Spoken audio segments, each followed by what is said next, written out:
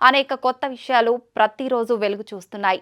RG Kar medical college అవినీతి పుట్టగా మారిపోయిందనే విమర్శనలు వెల్లువెత్తుతున్నాయి. మాజీ ప్రిన్సిపల్ సందీప్ ఘోష్ అవినీతి అంతా ఇంతా కాదని తెలుస్తోంది. దేశాన్ని కుదిపేస్తున్న ఈ ఘటన వివరాల్లోకి వెళ్తే ఆగస్టు 9న కోల్కతాలోని ఆర్జికర్ మెడికల్ కాలేజ్ అండ్ హాస్పిటల్లోని సెమినార్ హాల్లో ఉదయం 9 గంటలకు ట్రైనీ డాక్టర్ మృతదేహం లభ్యమైంది. అయితే బాధితురాలు ఆత్మహత్య చేసుకుందని తల్లిదండ్రులకు సమాచారం అందించారు. ఆ తర్వాత పోలీసు అధికారులు అక్కడికి చేరుకున్నాక అత్యాచారం, హత్యగా నిర్ధారించారు. బాధితురాలి తల్లిదండ్రులు ఘటనా స్థలానికి చేరుకున్నప్పటికీ వాళ్లను 3 గంటల పాటు తమ కూతురిని చూడనివ్వలేదు.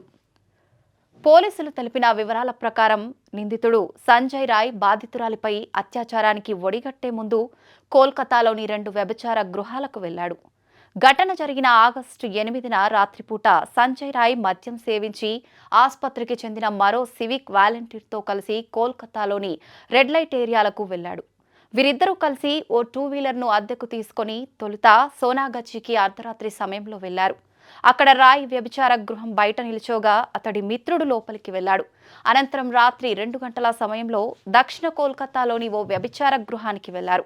ఆ సమయంలో రోడ్డుపై వెళ్తున్న ఓ మహిళను కూడా సంజయ్ రాయ్ వేధింపులకు గురిచేశాడు. ఉదయం 3:50 సమయంలో రాయ్ ఆర్జికర్ ఆసుపత్రికి చేరుకున్నాడు. తొలుత ఆపరేషన్ థియేటర్ డోర్ను పగలగొట్టిన నిందితుడు 4:03 సమయంలో అత్యవసర విభాగంలోకి ప్రవేశించాడు. ఆ తర్వాత 3వ అంతస్తులో ఉన్న సెమినార్ గదిలోకి వెళ్లాడు. ఆ సమయంలో బాధితురాలు సెమినార్ హాల్లో గాఢ నిద్రలో ఉండగా రాయ్ ఆమెపై దాడికి పాల్పడ్డాడని పోలీసులు తెలిపారు. ఇక బాధితురాలు చనిపోయిన విషయాన్ని ఉదయం సుమారు 10:53 బాధితురాలి తల్లికి ఈ విషయం చేరవేశారు.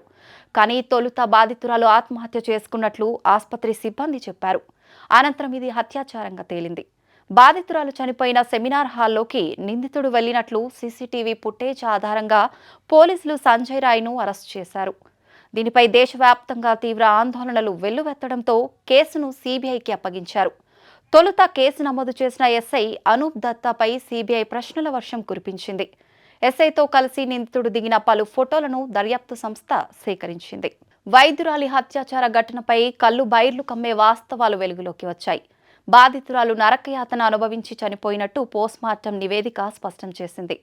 ప్రాణాలు పోయే ముందు ఆమెను ఎన్ని చిత్రహింసలకు గురి చేశారు అనేది బయటపెట్టింది. పోస్ట్మార్టం నివేదికపై చర్చ జరుగుతుండగా మరిన్ని వాస్తవాలు వెలుగు చూశాయి. వైద్యురాలిని గొంతు నులిమి ఊపిరాడకుండా చేసి చంపినట్టు వెల్లడైంది. మర్మాంగం ఛిద్రమయ్యేలా అత్యంత కిరాతకంగా నిందితుడు ప్రవర్తించినట్టు రిపోర్టు స్పష్టం చేసింది. బాధితురాలి శరీరంపై మొత్తం 14 గాయాలు ఉండగా ముఖం, తల, మెడ, చేతులు, ప్రైవేట్ పార్ట్స్లో చాలా చోట్ల గాయాల గుర్తులు ఉన్నాయని పోస్ట్మార్టం నివేదిక బహిర్గతం చేసింది. సాయం కోసం అరవకుండా నోరు నొక్కి గొంతు నులిమి విలవిలలాడేలా చేసి ప్రాణాలు తీసినట్లు నివేదికలో వెల్లడైంది. దీనివల్ల థైరాయిడ్ మృదులాస్థి విరిగిపోయింది. ఇది ఖచ్చితంగా హత్యేనని, ఊపిరితిత్తుల నుంచి తీవ్ర రక్తస్రావమై పలుచోట్ల రక్తం గడ్డకట్టుకుపోయిందని తెలిపింది.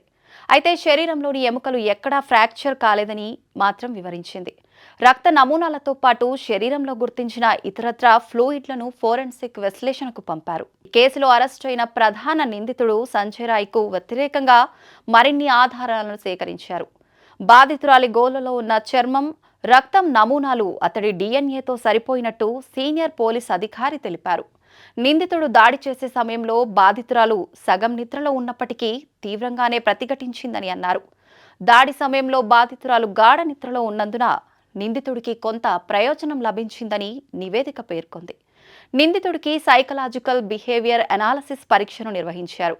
దీని ద్వారా అతడి మానసిక స్థితిని అంచనా వేస్తారు. ఈ నివేదిక ఆధారంగా కేసులో మరింత ముందుకెళ్లొచ్చనే అభిప్రాయం వ్యక్తమవుతోంది. Trainee doctor post mortem reports social మీడియాతో పాటు ఇతర న్యూస్ ఏజెన్సీల్లో వచ్చిన వార్తల్ని కోల్కతా పోలీసులు ఖండించారు. పోస్ట్ మార్టం ప్రక్రియ మొత్తం మెజిస్ట్రేట్ ఎదుటే జరిగింది. దానిని మొత్తం వీడియో తీశారు. అందులో ఎక్కడా కూడా ఆమె శరీరంలో ఎముకలు విరిగినట్లు ప్రస్తావించలేదు. ఒక దశలో ఆమెపై సామూహిక అత్యాచారం జరిగిందన్న వార్తలు వచ్చాయి. ఆమె శరీరంలో 150 మిల్లీగ్రాముల వీర్యం ఉన్నట్లు పోస్ట్ మార్టంలో గుర్తించారని, వాటి సారాంశం ఆమె తల్లిదండ్రులు కోర్టులో వేసిన పిటిషనే ఈ సమాచారానికి మూలమని పలు కథనాలు ఊటంకించాయి. దీనిపై కోల్కతా పోలీస్ చీఫ్ వినేష్ గోయల్ మాట్లాడుతూ 150 ఎంజీ వీర్యం గుర్తించినట్లు కొందరు చెప్పారు. వారికి ఇలాంటి సమాచారం ఎక్కడ దొరుకుతుందో తెలియటం లేదు. ఇది మీడియాలో వివిధ రూపాల్లో చక్కర్లు కొడుతోంది. ప్రజల్లో గందరగోళం సృష్టించేందుకే ఇలాంటి ప్రయత్నాలు జరుగుతున్నాయని ఆయన అసహనం వ్యక్తం చేశారు. యావత్ దేశాన్ని నిర్ఘాంతపరిచిన హత్యాచార ఘటనపై సర్వోన్నత న్యాయస్థానం తీవ్ర ఆవేదన వ్యక్తం చేసింది. ఈ కేసును సుమాటోగా తీసుకున్న సుప్రీంకోర్టు ఆర్జీకర్ వైద్య కళాశాల ఆసుపత్రిలో జరిగిన ఈ ఘటనను అత్యంత పాశవికం, భయంకరమైందిగా పేర్కొంది. కేసులో ఎఫ్ఐఆర్ దాఖలు చేయడంలో జరిగిన అసాధారణ జాప్యంపై పశ్చిమ బెంగాల్ ప్రభుత్వాన్ని తప్పుపట్టింది. నేరస్థలం సంరక్షణలో వైఫల్యానికి పోలీసులను నిలదీసింది. వైద్య కళాశాల ప్రిన్సిపల్ వ్యవహరించిన తీరుపై మండిపడింది. వైద్య సేవల రంగంలో పనిచేస్తున్న మహిళలు, యువ వైద్యులు, సిబ్బంది భద్రతా విషయంలో సంస్థాగత లోపాలు ఉన్నాయంటూ ఆందోళన వ్యక్తం చేసింది. ఈ కేసుకు సంబంధించిన పూర్తి నివేదిక సమర్పించాలని బెంగాల్ ప్రభుత్వాన్ని ప్రధాన న్యాయమూర్తి జస్టిస్ డివై చంద్రచూడ్ నేతృత్వంలోని ధర్మాసనం ఆదేశించింది. ఆర్జీకర్ మెడికల్ కాలేజీలో ఘటన జరిగిన తర్వాతి పరిణామాలపై సుప్రీంకోర్టు ఆగ్రహం వ్యక్తం చేసింది. College principal doctor Sandip Ghosh దీనిని ఆత్మహత్యగా చిత్రీకరించే ప్రయత్నం చేశారని, అంత ఘోరం జరిగితే ఆత్మహత్య అని ఎలా చెప్పారు అని సుప్రీంకోర్టు ప్రశ్నించింది. మృతదేహాన్ని కుటుంబ సభ్యులు అప్పగించిన చాలా గంటల తర్వాత ఎఫ్ఐఆర్ నమోదు చేయడంతో పాటు తల్లిదండ్రులను 3 గంటల పాటు కూతురిని చూసేందుకు ఎందుకు అనుమతించలేదని న్యాయమూర్తి ప్రశ్నించారు. పోలీసులను బెంగాల్ ప్రభుత్వ వ్యవహరించిన తీరును సుప్రీంకోర్టు తప్పుపట్టింది. ప్రస్తుతం ఉన్న చట్టాలు వైద్యులు, వైద్య రంగంలోని ఉద్యోగులకు భద్రతా వాతావరణాన్ని కల్పించడం లేదని సుప్రీంకోర్టు తెలిపింది. వైద్యుల భద్రత కోసం జాతీయ కార్యదళం నేషనల్ టాస్క్ ఫోర్స్ ఎన్టీఎఫ్ ఏర్పాటు చేస్తున్నామని చీఫ్ జస్టిస్ డివై చంద్రచూడ్ తెలిపారు. పని ప్రదేశంలో భద్రత కల్పించడం కోసం జాతీయ నిబంధనలను రూపొందించడానికి ఎన్టీఎఫ్ ఏర్పాటు చేస్తూ ఆదేశాలు వెలువరించారు. Surgeon vice admiral Arti Sarin నేతృత్వం వహించే ఈ కార్యదళంలో ప్రముఖ వైద్యులు, నిపుణులు సభ్యులుగా ఉంటారు. అన్ని ఆసుపత్రుల్లో సురక్షిత పరిస్థితులను కల్పించేందుకు చేపట్టాల్సిన చర్యలపై 3 వారాల్లో నివేదిక ఇవ్వాలని ఎన్టీఎఫ్ను ధర్మాసనం ఆదేశించింది. వైద్యుల భద్రత కోసం సుప్రీంకోర్టు నియమించిన నేషనల్ టాస్క్ ఫోర్స్లో 2 హైదరాబాద్ ప్రముఖులు ఉన్నారు. ఒకరు AIG hospitals chairman doctor D Nageshwar Reddy కాగా, మరొకరు Delhi AIIMS director doctor Srinivas. వీరితో పాటు doctor Pratima Murthy, doctor Govardhan Dutt, doctor Saumitra Rawat, professor Anita Saxena, professor Pallavi Saple, doctor Padma Srivastava NTF సభ్యులుగా నియమితులయ్యారు. కేంద్ర కేబినెట్ కార్యదర్శి, హోంశాఖ కార్యదర్శి, ఆరోగ్య కుటుంబ సంక్షేమ శాఖ కార్యదర్శి, జాతీయ ఆరోగ్య కమిషన్ చైర్పర్సన్, జాతీయ పరీక్షా మండలి అధ్యక్షుడు సభ్యులుగా ఉంటారు. హాస్పిటల్స్లో వైద్యుల భద్రతపై సుప్రీంకోర్టు కీలక సూచనలు చేసింది.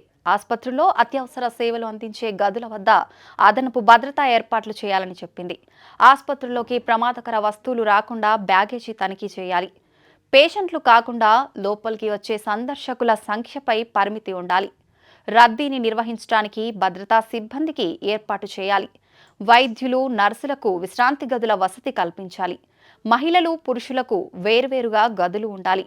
Biometric, face recognition equipments install చేసి హాస్పిటల్లోని అన్ని ప్రాంతాల్లో సరిపడా వెలుతురు, సీసీ కెమెరాలను అమర్చాలని సుప్రీంకోర్టు సూచించింది. మరీ ముఖ్యంగా రాత్రి 10 గంటల నుంచి తెల్లవారుజామున 6 గంటల మధ్యలో రవాణా సదుపాయం కల్పించాలని తెలిపింది. ఆర్జీకర్ మెడికల్ కళాశాల అవినీతి పుట్టగా మారిపోయిందనే విమర్శనలు వెల్లువెత్తుతున్నాయి. ఆ కళాశాల మాజీ ప్రిన్సిపల్ సందీప్ ఘోష్ అవినీతి అంతా ఇంతా కాదని తెలుస్తోంది. చివరికి అనాథ శవాలను కూడా సందీప్ ఘోష్ విక్రయించేవాడని, బంగ్లాదేశ్కు అక్రమంగా ఔషధాలను ఎగుమతి చేసేవాడని మాజీ ఉద్యోగి పేర్కొన్నారు.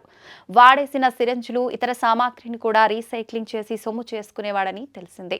గత ఏడాది వరకు ఇదే కళాశాలలో పనిచేసి ప్రస్తుతం ముర్షీదాబాద్ డిప్యూటీ మెడికల్ కాలేజ్ సూపరింటెండెంట్గా ఉన్న అఖ్తర్ అలీ పలు విషయాలపై ఈయనపై ఉన్నతాధికారులకు గతంలోనే ఫిర్యాదు చేశారు. తాజాగా ఈ ఆరోపణలపై ఏర్పాటైన సిట్ ఇటీవల అఖ్తర్ను విచారణకు పిలిపించింది. ఆయన ఫిర్యాదుల ఆధారంగా ఘోష్పై ఎఫ్ఐఆర్ నమోదైంది.